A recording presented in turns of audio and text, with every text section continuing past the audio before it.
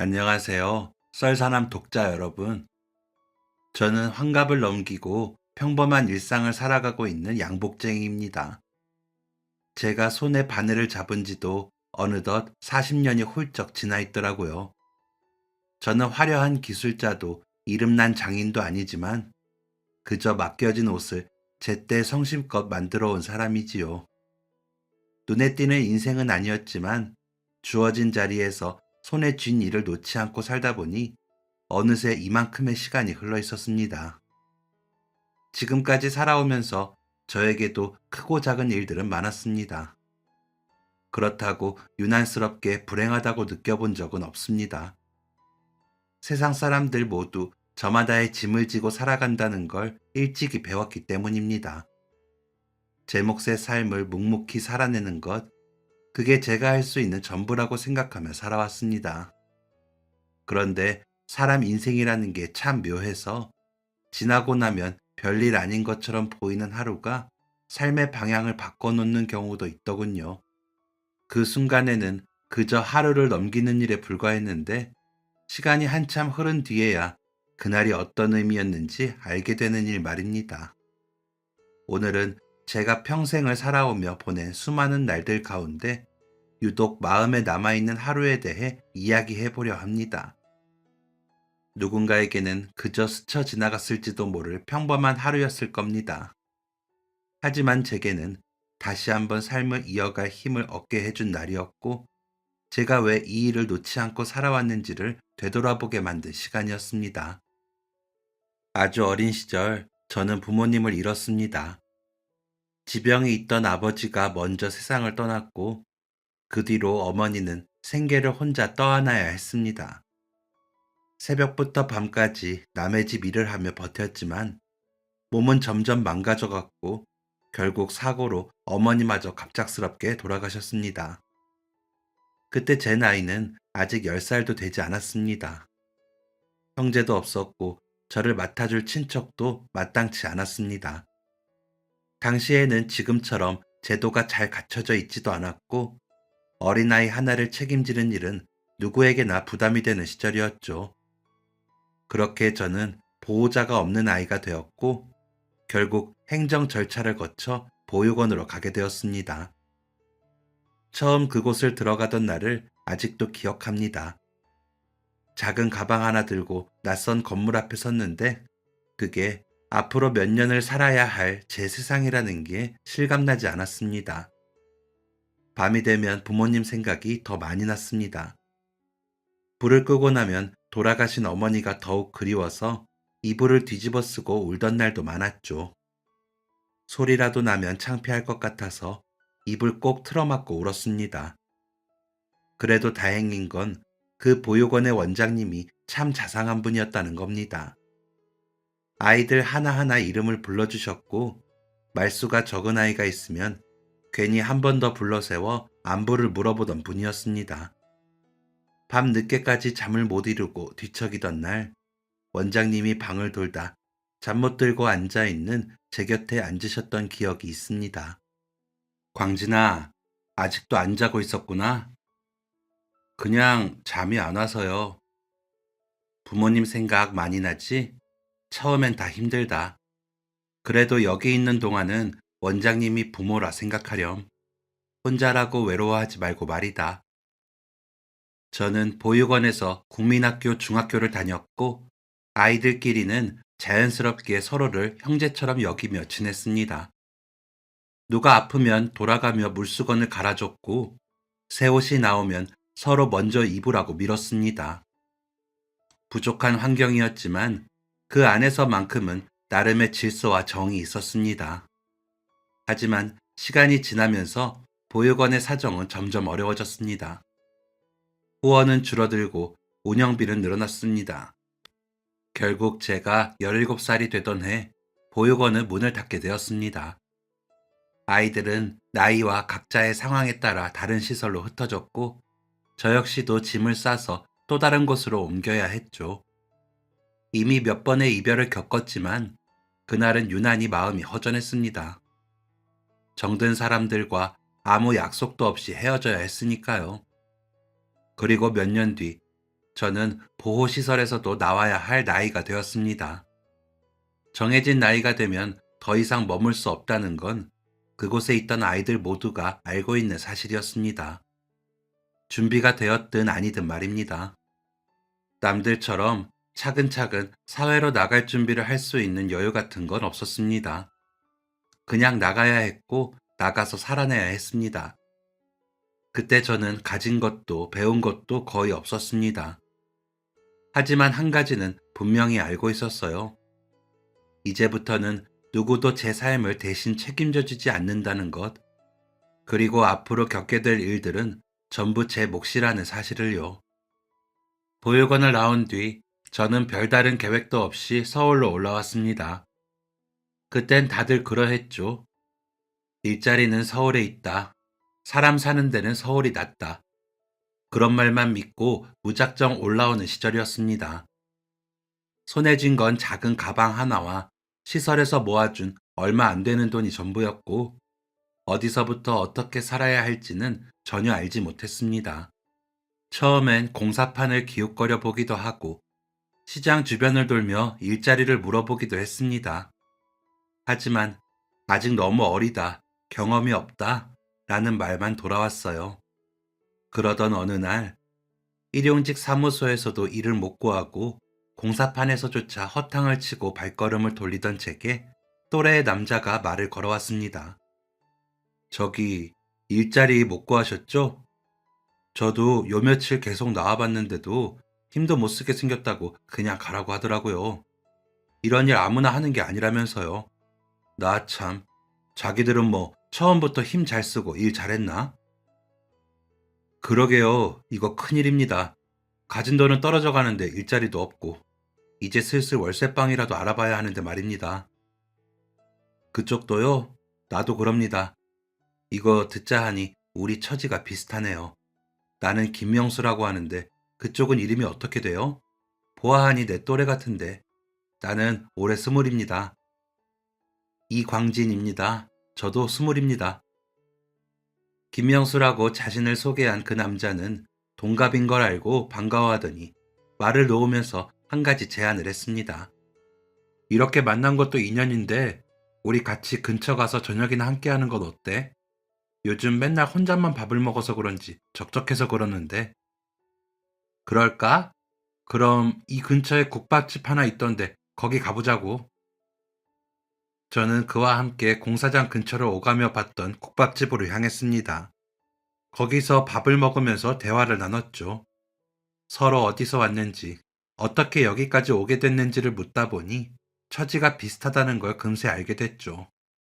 그리고 거의 밥을 다 먹었을 때 명수는 말했습니다. 광진아, 너나 나나 돈도 없고 의지할 가족도 없는 형편인데 이렇게 된 거 그냥 월세방 하나 얻어서 같이 살아보는 건 어때? 나야 나쁠 건 없지. 그래, 그러면 같이 살아보자. 그럼 내일 다시 만나서 집을 알아보자. 명수와의 만남은 정말 우연이었지만 하루 벌어 하루 사는 처지가 비슷하다 보니 서로 통하는 구석이 있었습니다. 가족도 기댈 친척도 없는 형편이라는 점까지 닮아 있었죠. 혼자보다는 둘이 낫겠다는 생각에 서로 의지하며 살아보자는 말이 어렵지 않게 나왔습니다. 그렇게 저희 둘이 새들어 살게 된 곳은 서울 변두리의 오래된 단층 주택이었습니다. 집 한쪽 방을 월세로 내주는 형태였고 집주인 내외가 함께 살고 계셨습니다. 방은 크지 않았지만 몸 하나 누일 수 있는 공간이 있다는 것만으로도 그땐 충분했습니다. 무엇보다 집주인 두 분의 인상이 참 순해 보여서 마음이 조금 놓였던 기억이 납니다. 특히 주인 아저씨는 남자 둘이 산다고 하니 더 신경을 써주셨습니다. 이삿짐을 들여놓던 날, 방을 한번 둘러보시더니 이런 말을 건네셨죠. 집이 좁아서 남자 둘이서 사는데 괜찮을지 모르겠네. 아닙니다. 좁긴요. 둘이 살기에는 충분합니다. 근데 아저씨 감사합니다. 복덕방에서 들었어요. 저희 사정 들으시고 주변 월세보다 조금 깎아주셨다고요. 젊은 사람들이 힘들게 산다는데 도와주면 좋지.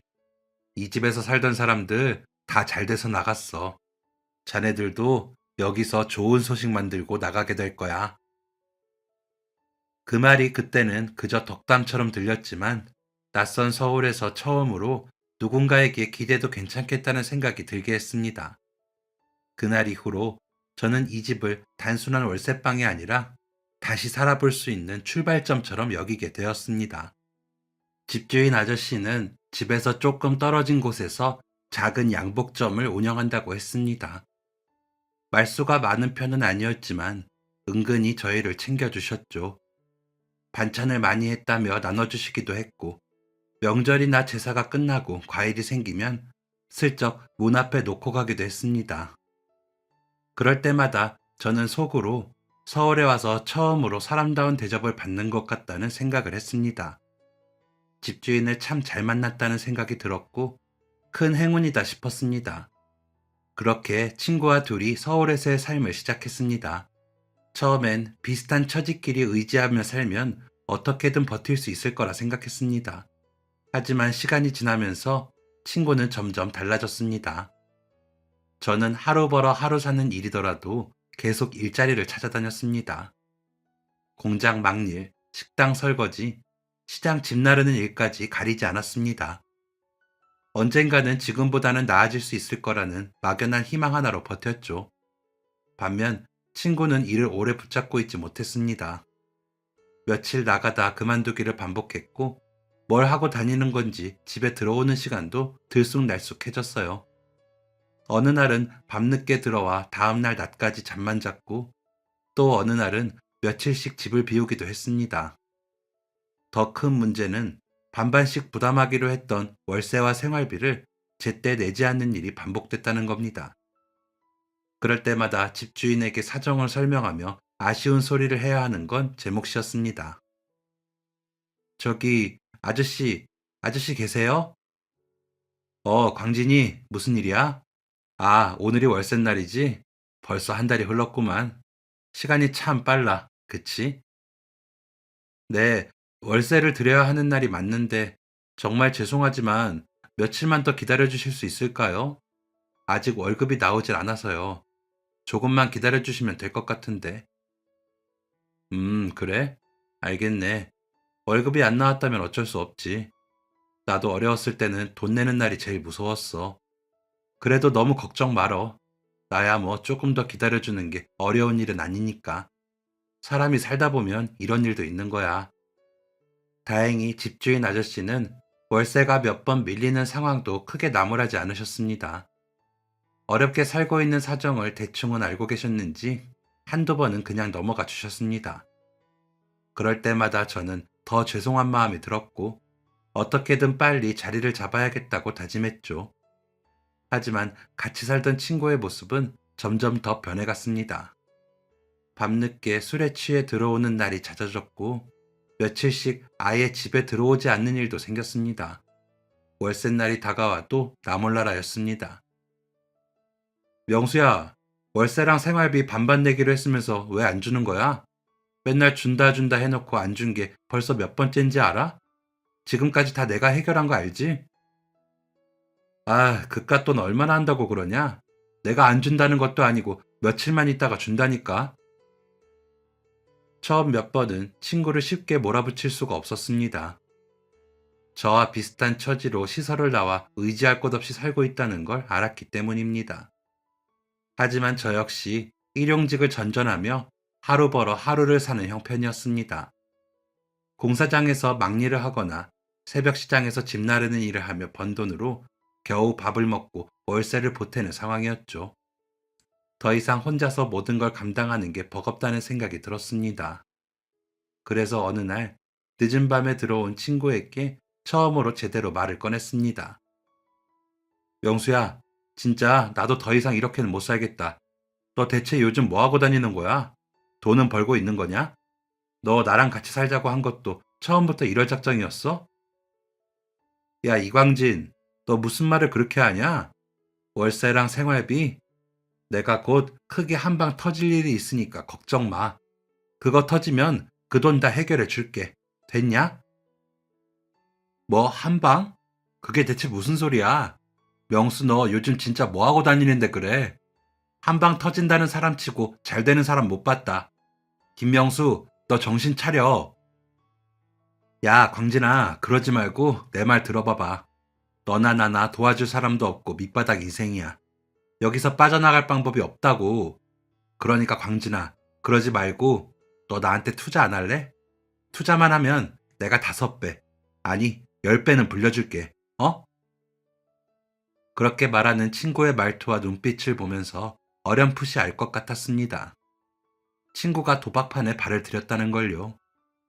제가 말도 안 되는 소리 하지 말라며 언성을 높이자 친구는 더 크게 맞받아쳤습니다.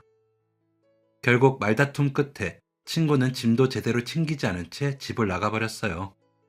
그리고 그날 이후로 며칠이 지나도 돌아오지 않았습니다. 처음 며칠은 걱정이 됐지만 한편으로는 이제 혼자서라도 살아야겠다고 마음을 먹었습니다. 적어도 이렇게 불안한 동거는 끝내는 게 맞다고 생각했죠.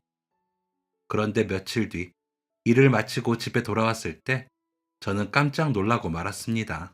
방안이 어지럽게 뒤집혀 있었기 때문입니다. 서랍은 죄다 열려 있었고 옷가지와 생활용품들이 바닥에 흩어져 있었습니다. 그 순간 등골이 서늘해졌습니다. 혹시나 하는 마음으로 월세와 생활비를 모아두었던 곳을 확인해 보니 그 자리에 있어야 할 돈은 이미 사라져 있었습니다. 누구의 소행인지도 바로 알 것 같았습니다. 같이 살던 친구 명수의 짓이었어요. 배신감보다도 막막함이 먼저 밀려왔습니다. 당장 낼 수 있는 돈이 없어진 상황에서 월세 날짜는 이미 코앞으로 다가와 있었기 때문입니다. 결국 저는 또 한 번 월세를 제때 낼 수 없는 처지가 되었습니다. 다음 날 저는 집주인 아저씨를 찾아가 그동안 있었던 일을 모두 말했습니다. 친구와 함께 살게 된 사정부터 돈을 가져간 일까지 숨김없이 털어놓고 어떻게든 돈을 마련해 보겠으니 조금만 시간을 달라고 고개를 숙였어요. 말을 하면서도 제 자신이 너무 초라하게 느껴졌습니다. 아저씨는 제 이야기를 묵묵히 듣고 계시다가 깊은 한숨을 내쉬셨습니다. 자네 사정도 참 딱하게 됐구만. 면목 없습니다. 지금까지 봐주신 것만으로도 죄송스러운데 이번에 또 이렇게 됐네요. 그게 어디 광진이 자네 잘못인가? 근데 앞으로는 어쩔 셈이야? 아직 제대로 된 일자리도 못 구한 것 같은데 이 상태로 혼자서 월세를 계속 낼 수 있겠어? 아저씨는 걱정스러운 눈길로 저를 보셨습니다. 저는 아무 대답도 하지 못한 채 고개만 숙이고 있었습니다. 잠시 침묵이 흐른 뒤 아저씨는 생각도 못했던 이야기를 꺼내셨어요. 광진이, 자네만 괜찮으면 내 양복점에서 일해보면 어떻겠나? 네? 제가요? 응, 마침 우리 가게에 일손이 부족한 참이었거든. 당장 기술이 필요한 일은 아니네. 그동안 내가 지켜봤는데 광진이 자네가 사람이 참 성실하더군. 그래서 같이 일해보자고 하는 거야. 처음에는 힘들겠지만 일단 이 기술 배워두면 나이 들어서도 계속 할 수 있는 일이 될 거야. 어때? 해보겠어? 저야 감사하죠, 아저씨. 아니, 사장님. 저 진짜 열심히 하겠습니다. 당장 앞이 캄캄했던 제게 처음으로 내일을 생각할 수 있는 길이 열린 느낌이었습니다. 그래서 깊이 고민하지도 않은 채 아저씨의 제안을 받아들였어요. 그렇게 저는 집주인 아저씨의 양복점에서 일을 시작하게 되었습니다. 양복점에서의 제 일은 처음부터 기술을 배우는 건 아니었습니다. 아침에 가게 문을 열면 제일 먼저 바닥부터 쓸었고 사장님이 만든 옷을 단정히 걸어두고 다림질이 필요한 게 있으면 배운 대로 각을 잡아 다려놓았죠. 그리고 며칠 후 사장님은 양복점에서 일하는 사람도 깔끔하게 차려입어야 한다면서 저한테도 양복 한 벌을 해주셨습니다. 사장님, 이거 너무 좋은 거 아닌가요? 제가 이걸 살 돈도 없는데요. 누가 광진이 자네한테 돈 달라고 그랬나? 이거는 내가 우리 직원한테 해주는 걸세. 이렇게 입어야 양복점에서 일하는 티가 나지. 후줄근하게 입고 있으면 안 돼. 손님들한테도 예의가 아니야.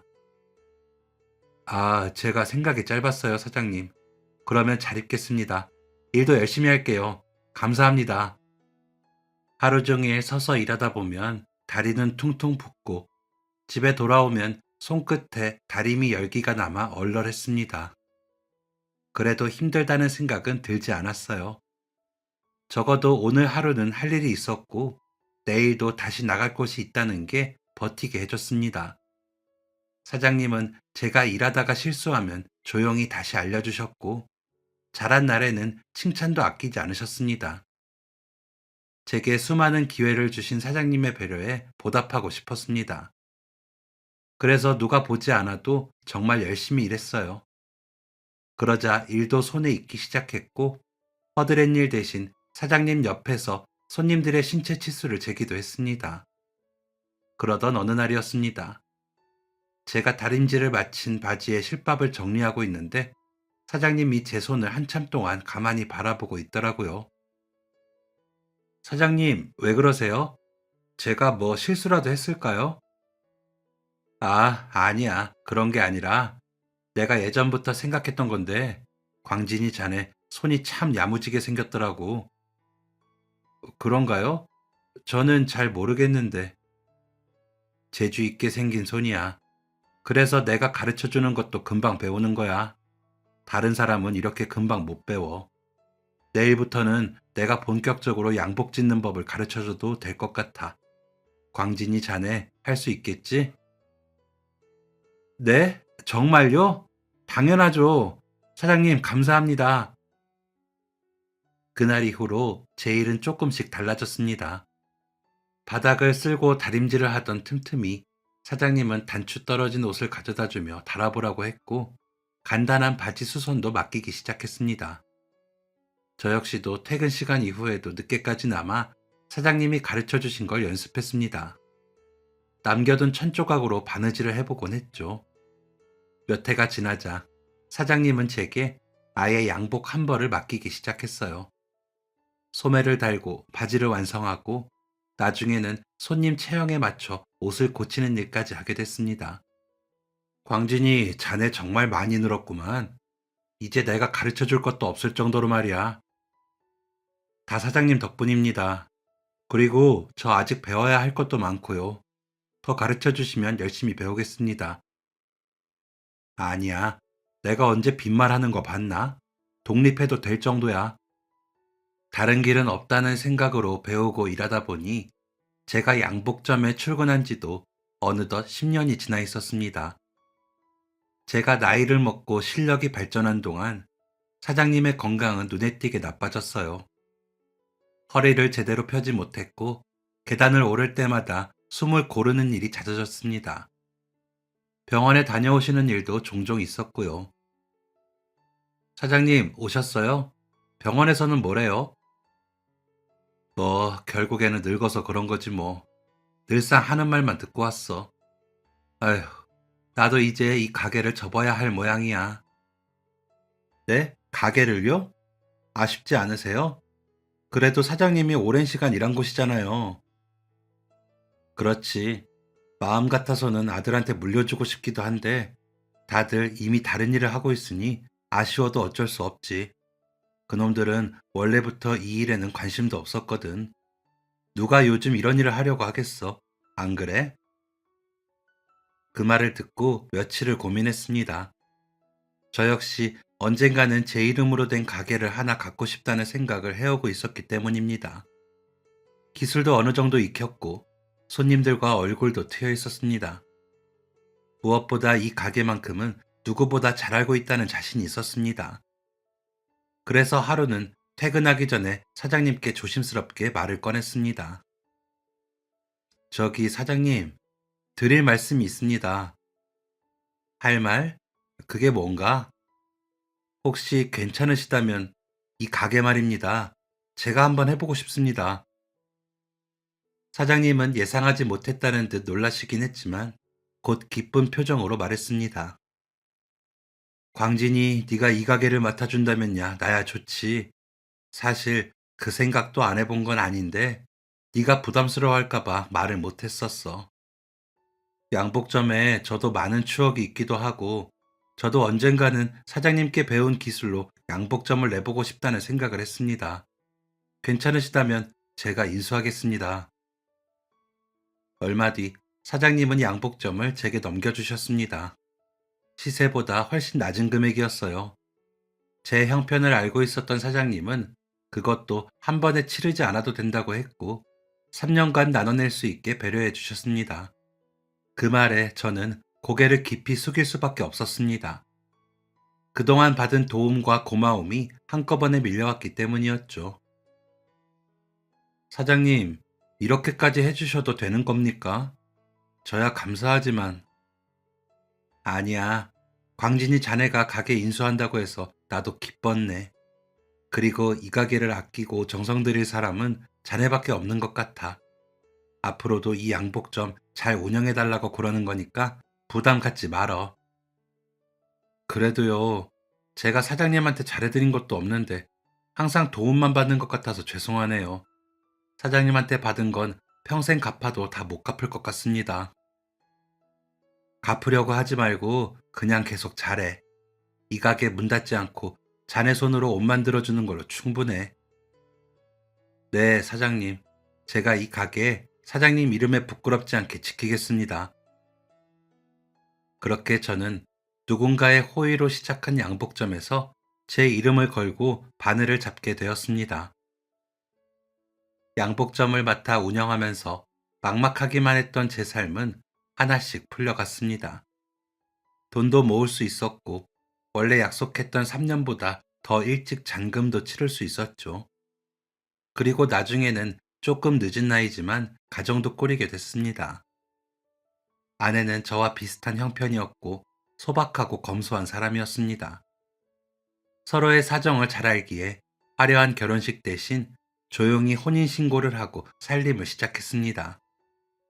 아내는 제 손기술과 성실함을 믿어주었고 저는 그 믿음에 보답하고자 하루도 허투루 보내지 않으려 애썼어요.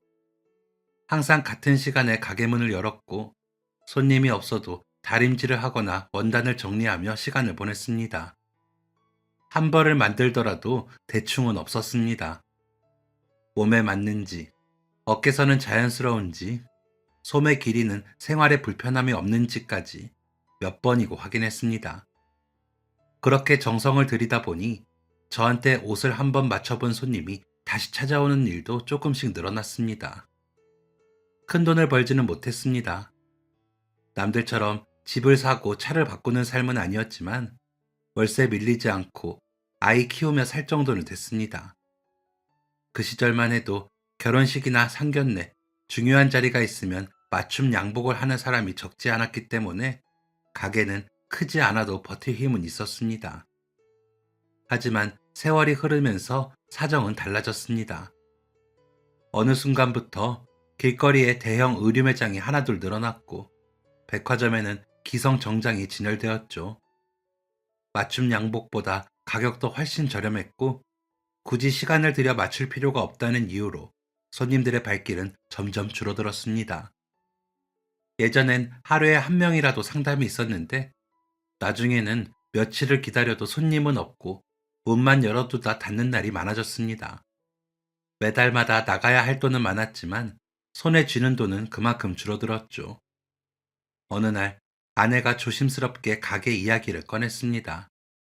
여보, 당신 양복점 말이에요. 정리하는 게 어때요? 어? 갑자기 왜 그런 소리 하는 거야? 오다 보니까 우리 가게 옆에 또 대형 양복점 생긴다는 소식이 있더라고요. 안 그래도 요즘 손님이 줄어서 힘들다면서요. 아내의 말은 틀린 게 없었습니다.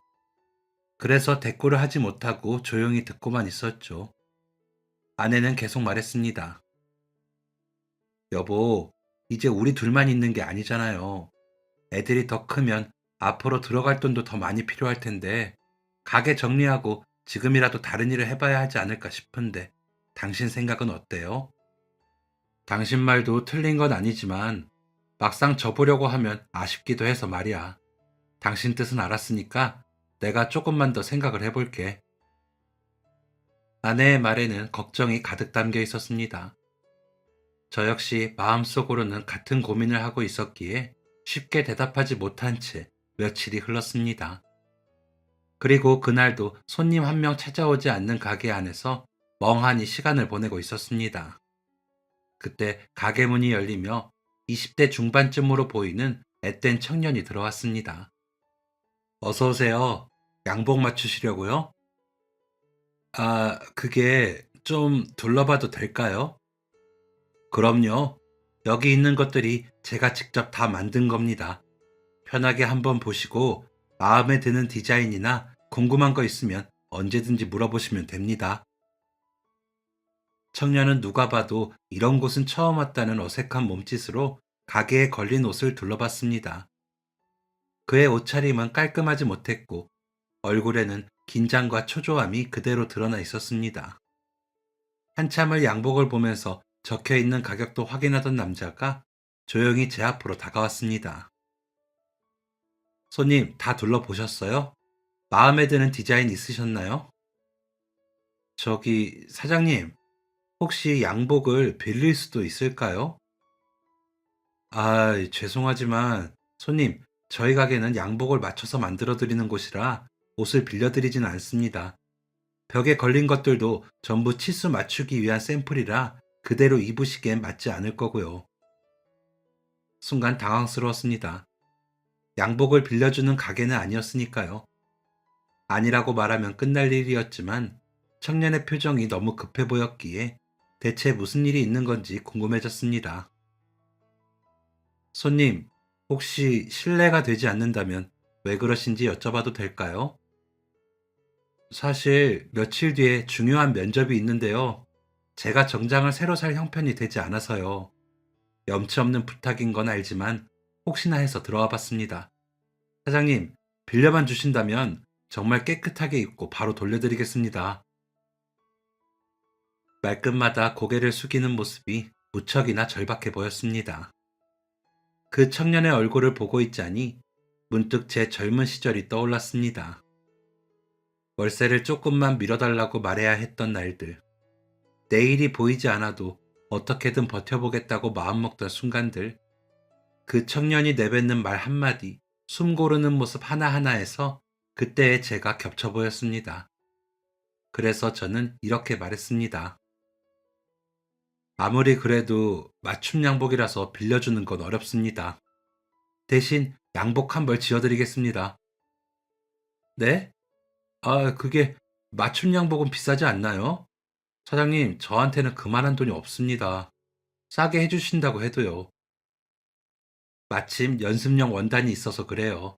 비싼 천도 아니고 손 풀려고 만들어 보려던 거니까 부담 갖지 않아도 됩니다. 자, 이쪽으로 와서 자세를 똑바로 하고 서보세요. 치수 좀 재볼게요. 청년은 쭈뼛대며 제가 말한 곳으로 걸어와 섰습니다. 그리고 치수를 재고 있는데 그가 말했습니다. 저기 사장님, 정말 이래도 괜찮으신 건가요? 아무리 생각해도 이건 너무 죄송스러워서요. 사실 저도 손님처럼 어렸을 때 많이 힘들었습니다. 도와줄 사람이 한 명도 없었죠.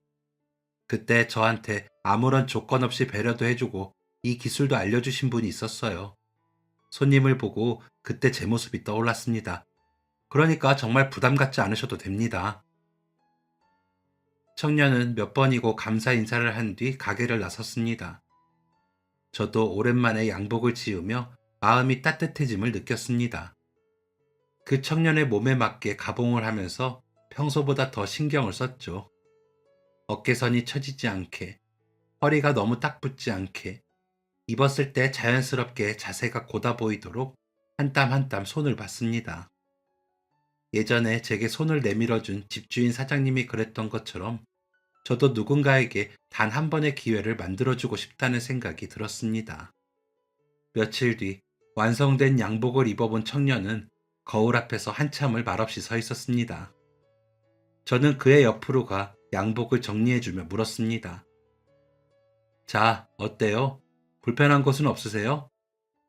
네, 없습니다. 이렇게 좋은 양복은 난생 처음 입어봅니다. 사장님, 정말 감사합니다. 아닙니다. 저도 오랜만에 옷을 지을 수 있어서 기분이 좋았습니다. 사실 요즘 들어 양복을 맞추러 오는 손님들도 없었는데 손님 덕분에 옷 만들면서 기뻤습니다. 중요한 자리인 것 같으니 꼭 좋은 결과 있기 바랍니다. 청년은 몇 번이나 고맙다는 인사를 한 뒤 가게를 나섰습니다. 그의 뒷모습을 보면서 어떤 일이 있는지 자세히는 몰라도 제가 만든 옷이 그의 앞길에 조금이나마 도움이 되길 바랬습니다. 그 일이 있고 난 뒤 저는 평범한 일상을 이어갔습니다. 제가 이 양복점을 지킨 지도 어느덧 40해가 되어가고 있었죠. 돌이켜보면 단 한순간도 쉽지 않았지만 그래도 그동안은 어떻게든 버텨왔습니다. 경기가 안 좋을 때도 있었고 손님이 뜸한 날도 많았지만 하루 이틀 쉬지 않고 문을 열었습니다. 막상 그만두려니 제 젊은 날의 추억과 흔적이 묻어있는 곳이라 그런지 가게를 정리한다는 게 쉽지가 않았죠. 그래서 힘들어도 양복점 문을 열었던 거였는데 그 무렵부터 상황이 더욱 심각해졌습니다. 아침에 가게 문을 열고 하루 종일 앉아 있어도 문고리 한 번 움직이지 않는 날이 잦아졌습니다. 한 달에 양복을 한 벌 맞출까 말까 했고 그마저도 단골 손님이 대부분이었습니다. 새 손님은 거의 없었고 가끔 들어오는 사람들도 가격만 물어보고 돌아가기 일쑤였습니다. 제 몸도 예전 같지 않았어요. 오래 서서 재단을 하다 보면 허리가 먼저 뻐근하게 반응했고 밤이 되면 손마디가 욱신거렸습니다. 그래도 쉬면 더 불안해질 것 같아 아픈 몸을 이끌고 매일같이 가게 문을 열었습니다. 그런데 버는 돈보다 나가는 돈이 더 많아지기 시작하더라고요. 원단 값은 날이 갈수록 올랐는데 양복 값은 함부로 올릴 수도 없었습니다. 보다 못한 아내가 이번에는 단호하게 말했습니다. 당신 양복 만든 지도 벌써 40년이에요. 이 정도면 정말 할 만큼 했어요. 당신한테 이 가게가 얼마나 소중한지도 쉽게 손 놓기 어렵다는 것도 다 알아요. 하지만 이제는 우리도 노후를 생각해야죠. 안 그래요? 당신도 다 느끼고 있잖아요. 이대로 계속 가게를 붙잡고 있는 게 능사는 아닌 것 같아요. 갈수록 빚만 쌓일 거라고요. 그래, 당신 말이 맞지.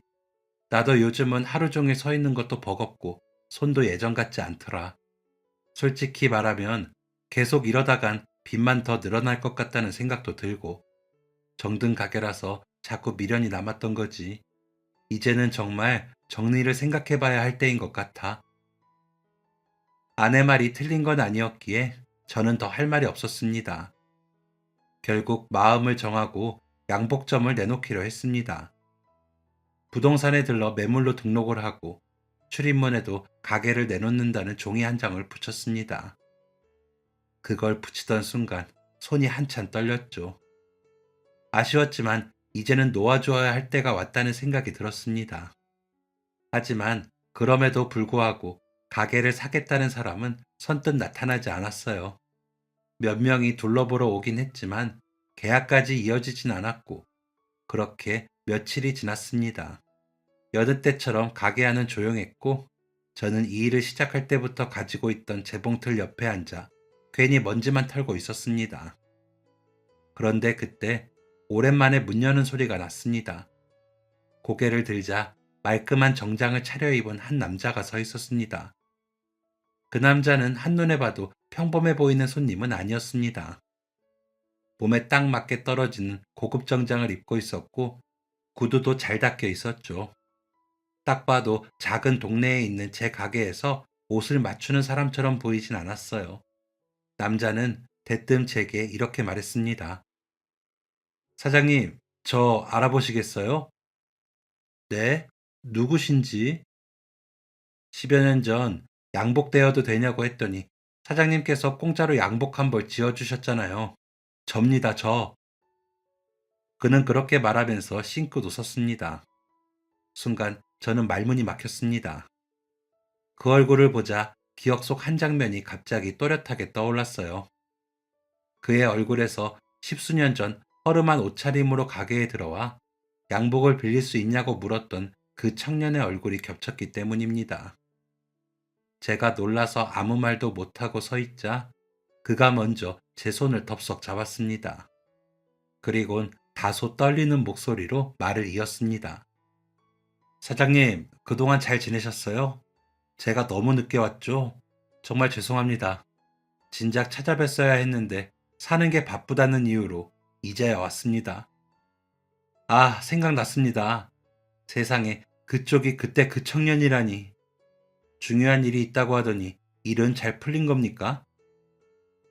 그는 말을 잇지 못하고 잠시 고개를 숙였습니다. 눈가가 붉어져 있었고 애써 참으려던 감정이 그대로 드러나 보였습니다. 남자는 천천히 숨을 고른 뒤 그날의 이야기를 꺼냈습니다. 십수년 전 제가 지어준 그 양복을 입고 면접장에 들어갔던 날 말입니다. 그의 이름은 박영준이었고 저처럼 보육원에서 자랐다고 했습니다. 어릴 때 잠시 방황을 했던 터라 학교도 졸업하지 못해 검정고시로 고등학교를 마치고 어렵게 대학에 들어갔다고 했죠. 그 뒤 그는 정신을 차렸다고 했습니다. 그리고 머리가 좋았는지 대학교는 장학금을 받으며 다녔다고 하더라고요. 졸업 후에는 학교에서 알게 된 친구와 함께 창업을 준비했지만 그 친구가 준비 자금을 들고 사라져버렸다고 했습니다. 박영준 씨가 충격이 컸겠군요. 저도 비슷한 경험을 한 적이 있어서 공감이 가네요. 그래서 어떻게 됐습니까? 창업 자금은 투자받은 것도 있고 빌린 것도 있었습니다. 하루아침에 생긴 빚을 갚기 위해서 저는 닥치는 대로 일을 하며 살았어요. 하지만 계속해서 그렇게 살 수는 없더라고요. 그래서 낮에는 현장에서 일하고 밤에는 아이디어를 정리해 투자 제안서를 쓰면서 여기저기 문을 두드렸습니다. 그러다가 정말 어렵게 한 회사에서 미팅 제안이 왔는데 막상 그 자리에 입고 나갈 옷이 없는 겁니다. 그러면 그때 그래서 저희 가게에 들어왔던 건가요? 네, 그때는 진짜 그게 마지막 기회 같았습니다. 절대 놓치고 싶지 않았어요. 그래서 염치불구하고 사장님 가게에 들어왔던 거예요. 박영준 씨는 그날 제 가게 문을 열던 순간을 아직도 생생하게 기억한다고 했습니다. 아무 대가도 바라지 않고 양복을 지어주겠다고 했던 제 말, 몸에 맞게 치수를 재며 자세를 바로 세워주던 손길, 그리고 좋은 소식 있길 바란다며 웃으며 말하던 제 얼굴까지 말이죠. 그날 제가 지어준 양복을 입고 미팅 자리에 나간 그는 옷 덕분인지 이상하게도 어깨가 펴지고 말에 힘이 실리더랍니다. 자신이 준비해온 이야기를 처음으로 떨지 않고 끝까지 해낼 수 있었고 결국 투자를 받게 되었다고 했습니다. 그렇게 시작한 사업이 조금씩 자리를 잡았고 지금은 여러 직원을 거느린 벤처기업의 대표가 되어 있었죠. 사장님이 그때 양복을 안 해주셨다면 저는 지금 여기 없었을 겁니다. 아닙니다. 박영준 씨가 열심히 살아온 덕에 그 노력이 결실을 맺은 거죠. 제가 한 일이라고는 비싸지도 않은 연습용 원단 하나 꺼내서 평소처럼 바느질을 한 것뿐이었는데 누군가의 인생에서 그렇게 큰 의미가 될 줄은 정말 몰랐습니다. 하지만 박영준 씨는 자신이 성공한 덕을 제게 돌리면서 그날 받은 도움을 꼭 갚고 싶다고 했습니다. 사장님, 아까 들어오면서 가게를 처분한다고 붙여둔 걸 봤습니다. 이 양복점을 정리할 생각이십니까? 아, 보셨구나. 사실 영준 씨가 저희 가게에 들어왔던 그때도 가게 사정이 어렵긴 했습니다. 그래도 제가 젊음을 다 바친 곳이기도 하고 하루아침에 가게를 접는 것도 쉽지 않아서 어떻게든 지금까지 끌고 왔는데 이제는 더는 버틸 수가 없어서요. 무엇보다 맞춤 정장을 입는 사람들도 줄어들었고요. 그는 제 말을 듣고는 잠시 아무 말이 없었습니다. 뭔가를 생각하는 듯 하더니 이내 입을 열었죠. 저기, 사장님, 제가 이 가게를 인수하면 어떨까요? 네? 박영준 씨가요? 아니, 왜요?